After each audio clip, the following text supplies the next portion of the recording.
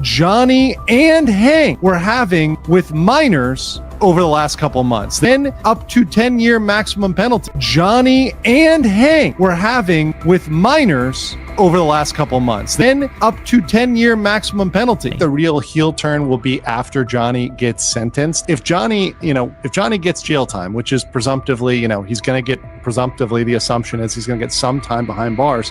I think that's when Hank realizes, oh, shoot, my gig's up. He says, LMAO, MF needs to be, and I'm just going to use the word deleted. I've received several death threats myself from Johnny, from Hank. If Johnny gets jail time, which is presumptively, he's going to get presumptively, the assumption is he's going to get some time behind bars. I think that's when Hank realizes, oh, shoot, my gig's up. Now, the only attention Hank can get is if he turns on Johnny, and I think he will turn on Johnny. And frankly, Johnny will abandon Hank. And when Johnny eventually, after he serves his time, goes back to the U.S., and Hank's left all alone, the only way for Hank to get attention is to turn on Johnny. So Hank says, yo, I need someone to send me some financial support. He's literally begging for money from Johnny's supporters. So he's actually going in. This is to Johnny's supporters and Johnny's community. Picture this. Two men sitting in a Korean jail cell, one pointing at the other saying, "This is all your fault." That's exactly what's about to happen between Johnny Somali and Hank Yoo. But here's the twist that nobody saw coming. Johnny didn't just destroy his own life. He systematically manipulated his so-called best friend into becoming his personal scapegoat. What I'm about to reveal will shock you. We're talking about a 20-year prison sentence, financial ruin, and the most calculated betrayal in streaming history. Johnny Somali could have been the next iShowSpeed or Kaisen It, making millions and building an empire. Instead, he chose a path that's about to land both him and his only friend behind bars for decades. By the end of this video, you'll understand exactly how Johnny orchestrated one of the most devastating friendship betrayals ever caught on camera and why Hank Yoo, who came from a wealthy Korean family, is about to lose everything because he trusted the wrong person. Let me paint you a picture of who Hank Yoo was before he met Johnny Somali. This wasn't some random troublemaker off the streets. Hank came from a respected, wealthy South Korean family. He had opportunities, connections, and a future that most people would kill for. His family was paying for his education, supporting his dreams, and believing in his potential. Then Johnny Somali entered his life like a virus. Here's what most people don't understand about manipulation. It doesn't happen overnight. Johnny didn't just walk up to Hank and say, "Hey, want to commit crimes with me?" No, this was a calculated, step-by-step process of psychological manipulation that would make a cult leader proud. First, Johnny identified Hank's weakness, his desire for acceptance and excitement. Hank was probably bored with his privileged life, looking for something edgy and different. Johnny offered him that, but at a price Hank never saw coming. The manipulation started small. "Come on, it's just content," Johnny would say. "We're just having fun. Nobody's getting hurt." But here's the psychological trap Johnny set. Every time Hank participated in something questionable, Johnny would escalate just a little bit more. It's called the foot in the door technique, and it's devastatingly effective. Think about it. If someone asked you to rob a bank tomorrow, you'd say no. But if they asked you to hold their bag while they talked to someone, then asked you to be a lookout while they handled business, then gradually involved you in bigger and bigger schemes, you might find yourself in situations you never imagined. That's exactly what happened to Hank. Johnny turned him into a criminal so gradually that Hank didn't even realize it was happening until it was too late. But here's the most sinister part, and this is where it gets really dark. Johnny made sure that Hank was always the one taking the legal risks. Notice how in every situation, Johnny commits the crime, but Hank faces the consequences. The fines come out of Hank's pocket. The legal troubles land on Hank's shoulders. Johnny positioned himself as the talent while making Hank the expendable accomplice. And the most heartbreaking part? Hank's own family stopped supporting him. Listen to his own words. "I've sacrificed my finances. My family's not paying my tuition." This young man went from having everything, family support, financial security, a bright future, to literally begging for money from Johnny's Discord community. Johnny didn't just recruit a friend. He systematically destroyed a human being's entire support system, isolated him from his family, and made him financially dependent. This isn't friendship. This is textbook predatory behavior. And the worst part? Hank still doesn't fully realize he's been played. But wait until you see what Johnny did next, because the manipulation was just getting started. Now here's where this story takes a turn that's going to make your blood boil. Remember, we're not talking about pranks or harmless content creation anymore. We're talking about serious criminal behavior that could land both of these men in prison for decades. Let me break down the charges they're facing, because the mainstream media isn't telling you the full story.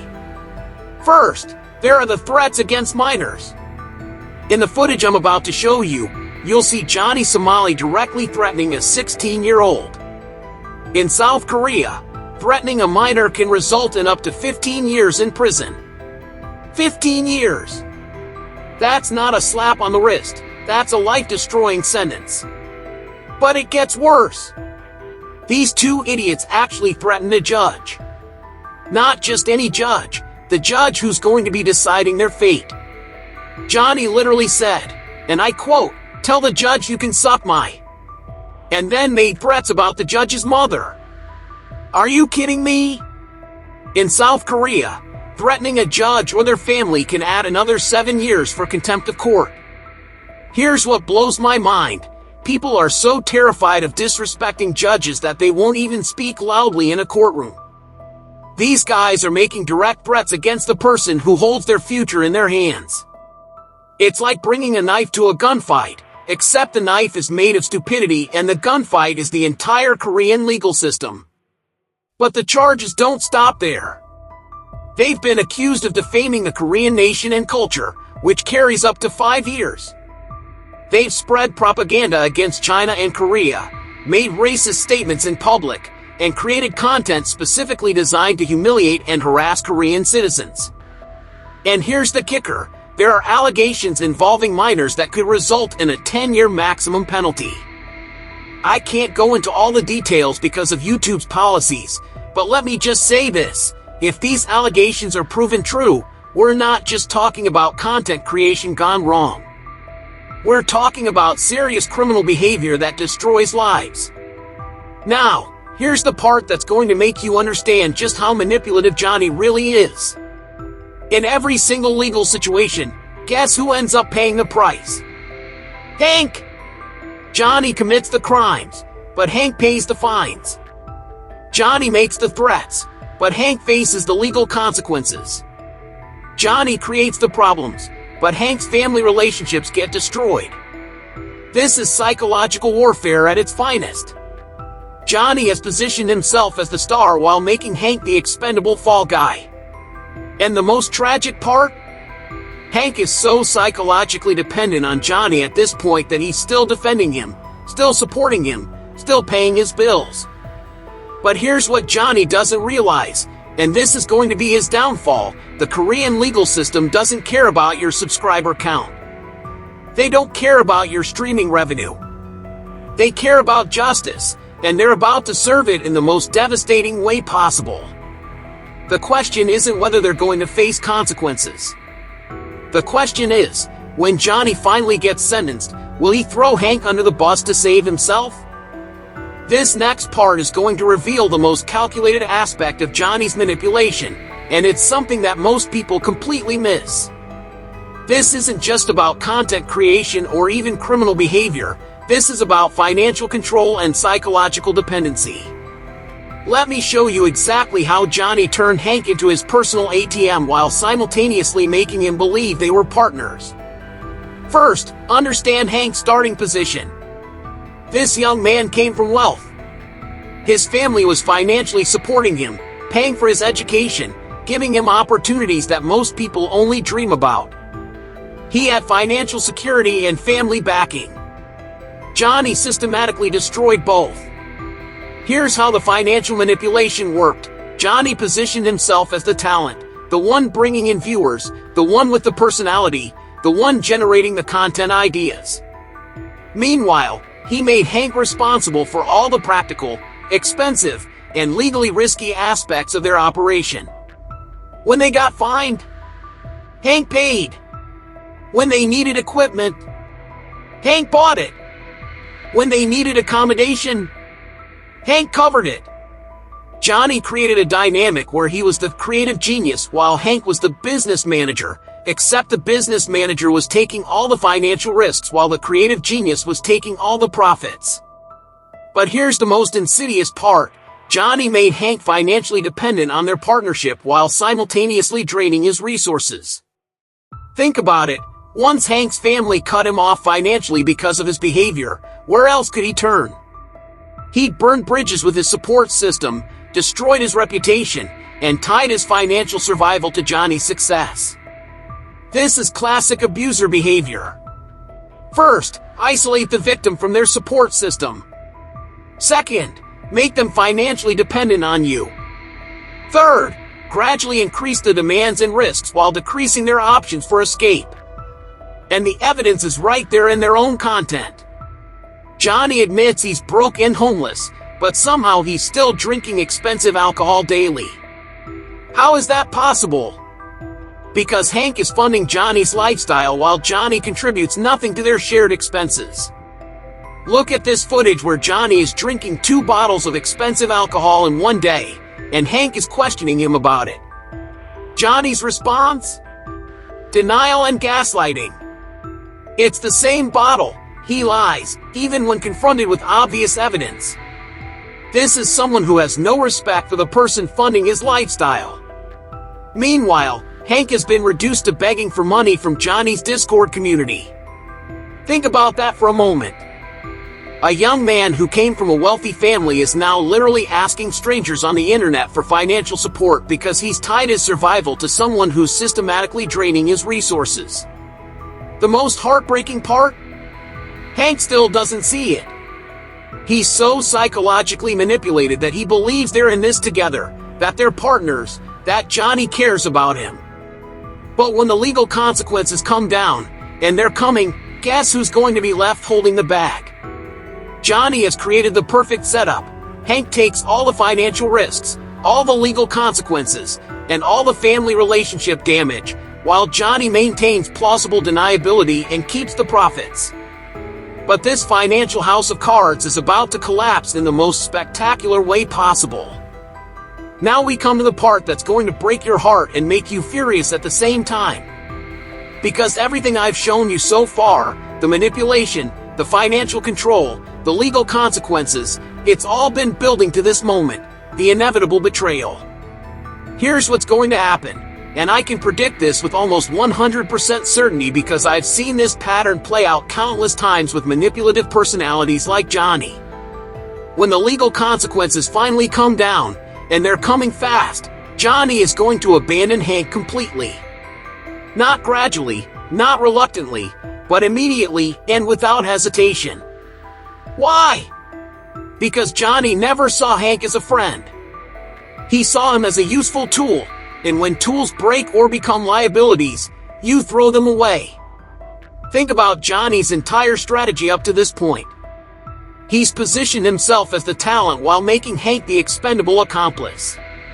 He's made sure that Hank's name is on all the legal documents, Hank's money is paying all the fines, and Hank's reputation is taking all the damage. This wasn't accidental, this was calculated preparation for exactly this moment. Here's the psychological profile of someone like Johnny. They're incapable of genuine loyalty or friendship. Every relationship is transactional. Every person is either useful or disposable. And when the heat gets too intense, they will sacrifice anyone and everyone to save themselves. But here's the part that's going to shock you. Hank is going to be the one who turns on Johnny first. Not because he's malicious, but because he's finally going to realize he's been played. When Johnny gets sentenced, and the assumption is he's going to get serious jail time, that's when Hank is going to have his moment of clarity. Imagine being Hank in that moment. You've destroyed your relationship with your family. You've spent all your money. You're facing serious criminal charges. You're begging for money from strangers on the internet. And suddenly you realize that the person you sacrificed everything for was using you the entire time. The rage, the betrayal, the humiliation, it's going to be overwhelming. And the only way for Hank to get any kind of redemption or attention is to expose everything Johnny did to him. He's going to turn on Johnny not out of malice, but out of survival. And Johnny? He's going to return to the United States, leaving Hank alone in South Korea to face the consequences of crimes they committed together. Johnny will probably rebrand himself, claim he was young and stupid, maybe even write a book about his redemption journey. Meanwhile, Hank will be left with nothing, no money, no family support, no future prospects, and a criminal record that will follow him for the rest of his life. This is the most tragic part of this entire story. Hank isn't a victim because he's innocent, he made choices, and he'll face consequences. But he's a victim of manipulation by someone who saw his vulnerabilities and exploited them for personal gain. The friendship was never real. The partnership was never equal. And the loyalty was never mutual. Johnny Somali didn't just destroy his own life, he systematically destroyed someone who trusted him, and he did it with calculated precision. So here we are at the end of one of the most devastating friendship betrayals in internet history. Johnny Somali had every opportunity to build something legitimate. He could have been the next iShowSpeed, the next Kai Cenat, making millions while entertaining people instead of harassing them. Instead, he chose to destroy not just his own life, but the life of someone who trusted him completely. Hank Yoo went from being a wealthy young man with family support and a bright future to begging for money from strangers while facing decades in prison. The legal consequences are coming. The financial ruin is already here. And the betrayal? That's going to happen the moment Johnny realizes he can save himself by throwing Hank under the bus. This story isn't just about two streamers who went too far. It's about manipulation, exploitation, and the devastating consequences of trusting the wrong person with your entire future. What do you think? Do you believe Hank deserves what's coming to him, or is he as much a victim as the people they harassed? And more importantly, do you think Johnny will abandon Hank the moment things get serious, or will he actually show some loyalty for once in his life? Let me know in the comments below, and if you want to see how this legal drama unfolds, make sure you're subscribed because I'll be covering every twist and turn of this case. The next video is going to reveal the specific charges they're facing and why legal experts think Johnny might be looking at 20 years behind bars. Thanks for watching, and I'll see you in the next one.